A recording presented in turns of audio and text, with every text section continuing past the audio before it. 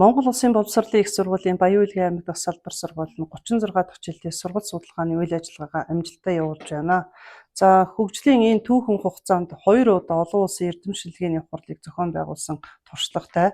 За энэ удаад Алтай уулархах бүсийн тогтвортой хөгжил сэдвийн хүрээнд олон улсын эрдэм шинжилгээний хурлыг зохион байгуулахад бэлэн болоод байна. За энэхүү олон улсын эрдэм шинжилгээний хуралд одоо гадаад дотоодын нийтдээ 90 гаруй үйлдэхэд хилцэгдэхээр төлөвлөгдөж байна. За нийтдээ 10-аад орн 11 орны одоо эрдэмтэн судлаачид манай олон улсын эрдэм шинжилгээний хуралд оролцохоор болж байна.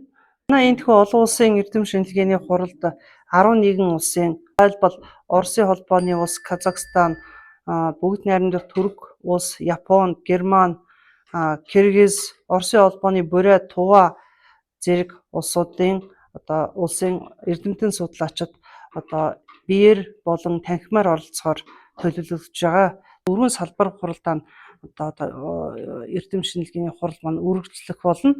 За үүнд бол 1-р боловсрол судлал, 2-р хэл уран зохиол судлал, 3-р түүх соёл, 4-р экологи эдийн засгийн асуудал гэсэн 4 салбар хуралдаанд 4 танхимд одоо болохоор ингээд бэлтгэл ажлаа хангацсан байгаа. Олон улсын эрдэм шинжилгээний хурал нь 2026 оны 1-р сарын 15-ны өдөр өглөө 9 цагт эхлэх болно. Өглөө 9 цагаас нийлтийн үйл ажиллагаа дараа нь нэгдсэн хуралдаанд дараа нь одоо 4 салбар хуралдаанд хуваагдаж хуралдах болно. За хурлын хөтөлбөрийн төлөвлөлтөөр бол өглөө 9 цагаас оройн 7 цаг хүртэл үргэлжлэн гэсэн одоо төлөвлөгөөтэй байна. Та бүхнийг өргөнөөр оролцохыг урьж байна.